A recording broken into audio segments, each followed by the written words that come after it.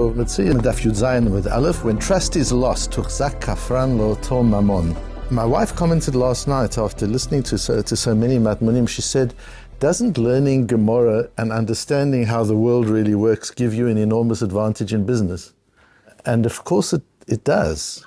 If one applies it, if one takes what one learns in Gemara and one applies it to the way one conducts oneself, not only in business, but in any area of life, as long as one applies it and one doesn't keep it in a separate box of that's from the shir this morning, and now I go about my life as normal, but one actually applies it. We're working with a very wonderful organization in the United States at the moment, and working in that same company is one of the very large consulting companies in the world. And they said, the client said to their CEO the other day, there's a problem. This large consulting organization doesn't understand the principles that the Lapin team is teaching us. So we're teaching them principles that come from Gemara.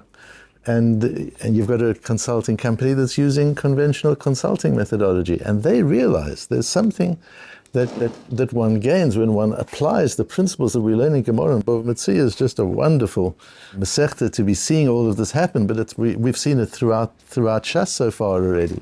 That when you begin to understand the principles on which the world is built and by which the world is designed by Hashem, and you apply those principles in the way you conduct yourself in everyday life and in business and professions, it's a completely different perspective. Gal einai niflaot mitoratecha, David HaMelech says. King David says, open up my eyes so that I can see the wonders mitoratecha. It doesn't say bitoratecha. We don't say to Hashem, open up my eyes so I can see the wonderful chidushim in your Torah. That's not what that tefillah is. It's gal einai v'abita niflaot. Open my eyes so that I can see wonders, niflaot, mitoratecha, as a result of my learning. It's the way that I look at the world that changes. The chidushim, and I hope that you're getting this in the Matmonim, each of you who are Moser Nefesh every morning to come and learn together, and all the people who listen online, that you understand that this provides a lens with which to look at the world. Gal einai v'abita niflaot, let me see the wonders of the world, mi toratecha, through the lens of your Torah. And that's what each of these Matmonim aims to be, to provide another lens with which to look at the world and say, oh my goodness, it just all makes so much sense. One begins to understand and see such wonder. And what we're learning about today is a loss of trust, and loss of trust can affect all areas of one's credibility, but also sometimes people are deceitful in specific areas in order to protect themselves or to protect their families or to protect their assets.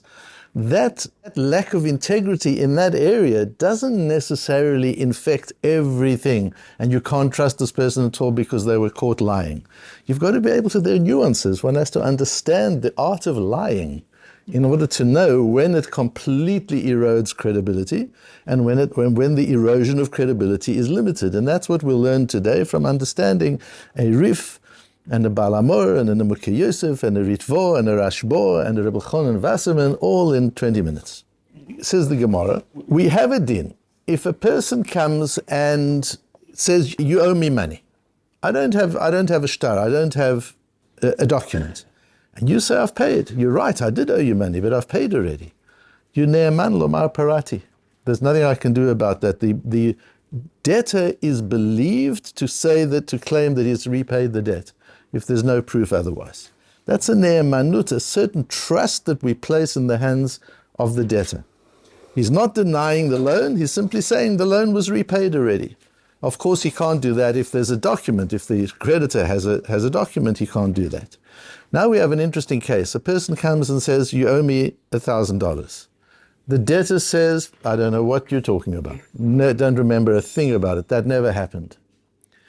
They go to Beis Din, witnesses come and say, we were there when he lent him the money. Of course it happened. It was on such and such a day, at such and such a time, Reuven lent Shimon $1,000. He says, okay, you caught me out. Later on, they bring him back to Beis Din. The Kurd says, I want payment. He says, I paid you already. I'm agreeing that, yes, you're right, you caught me. I did actually borrow, but now this is a new issue. Did I repay you or not? Now I'm using my right as a debtor to say, parati, I've paid. Says the Gemara, in such a case, huchzak kafran laotho mamon. And there's Lautó Mamon is one of the things we'll focus on. He is established as a kafran. It doesn't say a shakran, notice. It doesn't say a liar. A kafran is a denier. He is established as a denier for that money in that claim. And that's Ki Hai Shabtai Bred Rabbi Merinus. There was a case of Shabtai, the son of Rabbi Merinus, who wrote in for his daughter-in-law's ksuba, I will be responsible to give you this beautiful fur coat. And if anything happens and there's a divorce or a death, I will make sure that you've got this beautiful fur coat. The time when she needs to claim her ksuba, and he says, Lo hayu dvarim ha'elam. I don't know what you're talking about. I never said such a thing. Witnesses come along and say, yes, you wrote it in the ksuba. She's lost her ksuba. It's a ksuba de irchase. This is a case of a woman who lost her ksuba, but we were there. We signed. We were at the chasana. And we remember specifically you saying that you're going to be responsible for the fur coat. So they come back, and later on he said, Parate, I've given her the fur coat already. You're right. I said I would, and I did. Says Rabbi Chia, sorry, Shabtai, you've already been proved a kafron because you denied having put it in the ksuba in the first place. Witnesses came and said you did, and now you're saying yes, I did, but I paid it huchzak kafran. So this principle of huchzak kafran is a principle we had back on Daf Dalet. We've got it now again. We have it in many places in Shas.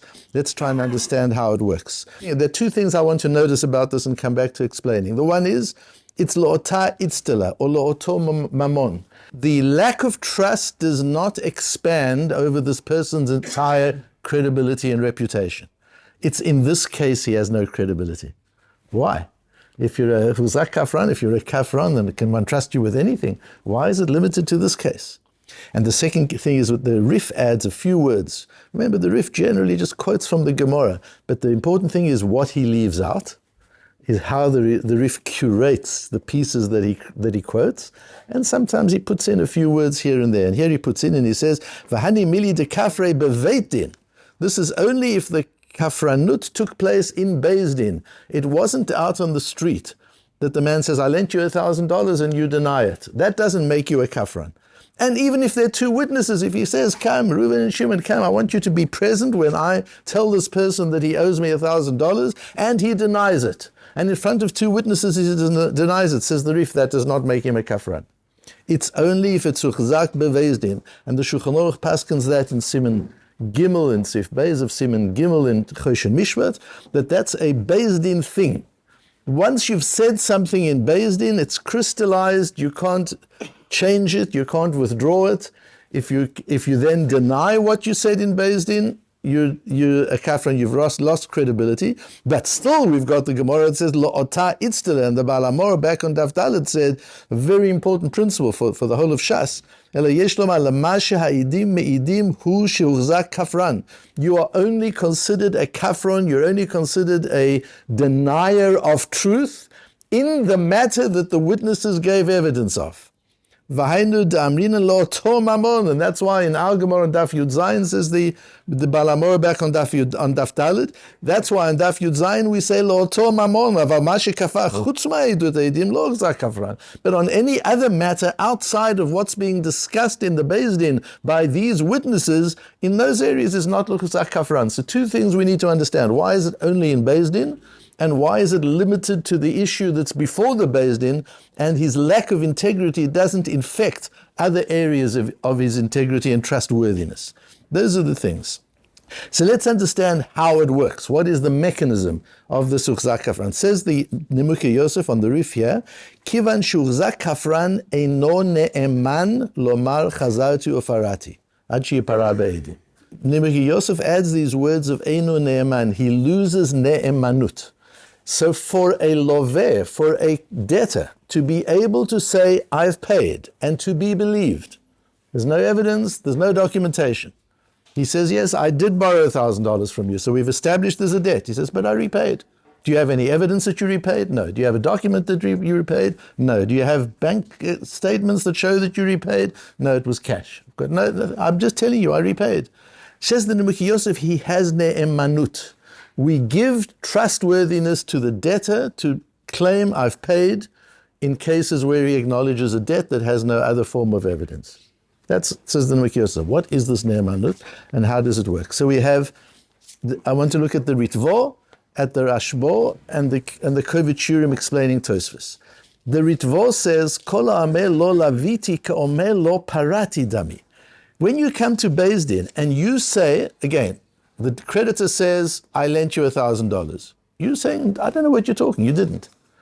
So Beis Din says, okay, so can we establish one thing? You never repaid $1,000.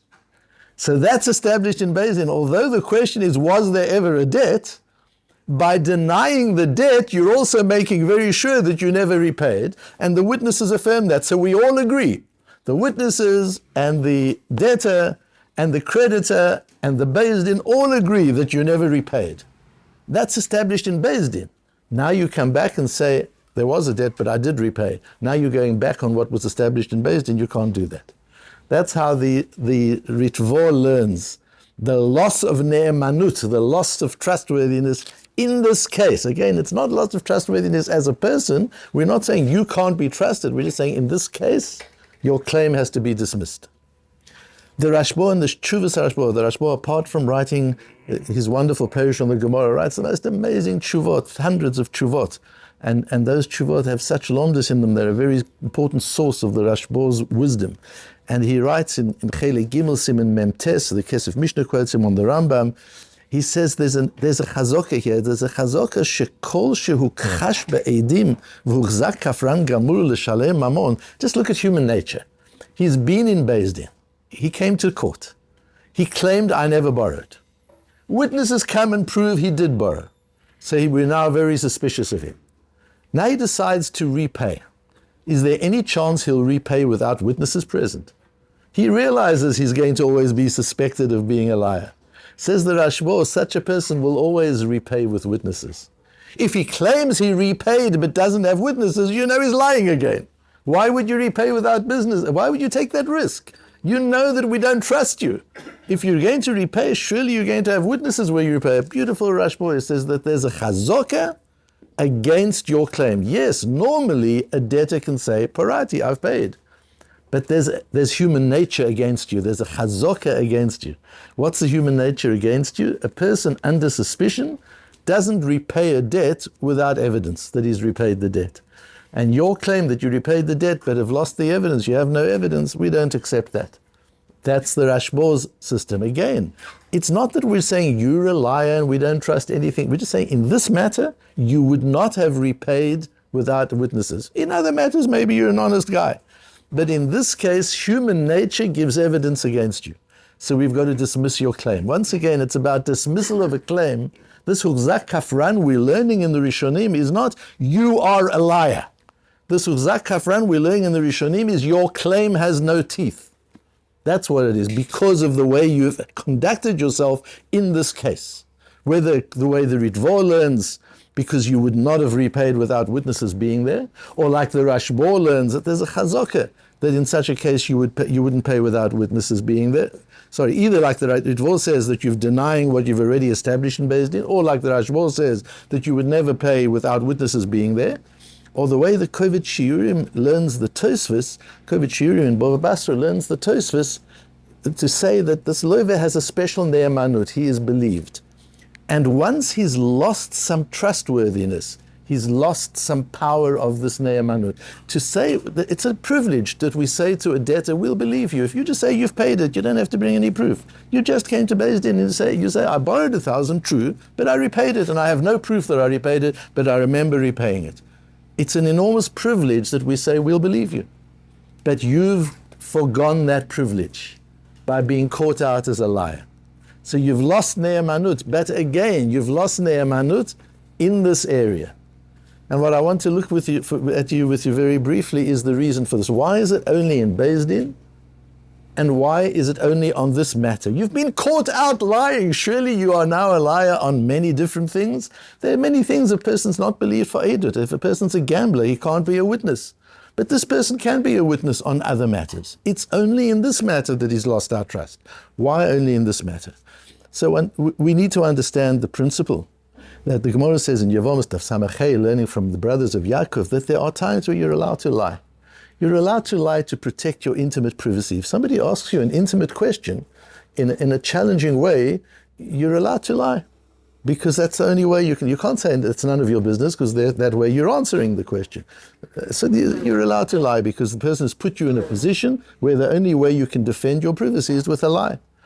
You can, for darkei shalom, in order to defend the peace, you can do it. To defend the privacy of somebody who's been a kind host to you.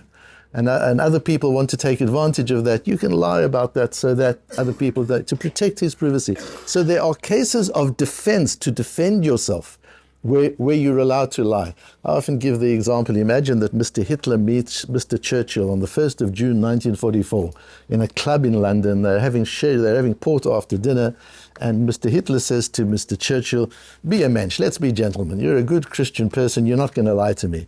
Is what I hear true, that you're planning on the 6th of June to invade Europe on the Normandy beach? Is that true? And Churchill says, you know what, I am an honest person, I can't deny it, yes, I've got to tell you the truth, we don't lie. I've got to tell you the truth, that's what we're planning. Of course not. He's going to say, what are you talking about? Why would we do such a thing? And of all places on Normandy Beach and on June the 6th, why would we do such a thing? And then Hitler will say to him, you lied to my face. He said, of course I did, because you put me in a position where to defend myself and my people, I had to lie. When you put somebody in a position that to defend themselves they have to lie, they will lie. That doesn't mean they're liars. It means that they're going far in protecting themselves. When you're out of Beis Din, you're not expected to reveal your strategy. If out of Beis Din somebody says, what are you going to be claiming? Did you borrow that money or didn't you borrow that money? You don't have to say, let's go to Beis Din and this is what I'm going to say in Beis Din. In the secular system of law, I think you do have to reveal your strategy before you come to court. In Beis Din, you don't have to. You're entitled to keep your strategy secret and private, and you come to Beis Din and you put it out there. So it's not impossible outside of Beis Din that somebody will tell a lie, and therefore the Rif says, as we see from the story of Shabtai, this is only in Beis Din itself, the Hani Mili de Kafre Beis Din, because it's understandable that people will lie about their strategy outside of Beis Din. That's the first principle. And the second principle, it's only in this area, because when somebody's lying to defend themselves or their family or their money, it doesn't mean they're liars and can't be trusted for anything. It simply means when they're under pressure and you're challenging them on an issue which would compromise their own safety or security or privacy or that of their family, it's one of the cases. We see there are cases where you're allowed to be dishonest in those situations. He takes that law a little further, and he's dishonest even in this case to protect himself. And therefore we see in the Sugya through the Rishonim that this is only if it's in Beis Din. We understand that he might be dishonest outside of Beis Din. That doesn't make him a kafran. And the second thing is, it's only ba'oto mamon, only in this matter that he was defending himself on, because that does not mean that he's going to be deceitful in other matters. To understand the principles of integrity and lack of integrity, trust and lack of a trust, what the boundaries of it are, not to become black and white, but to be able to see the nuances of trust and integrity and understand how to manage one's own integrity and how to judge the integrity of others.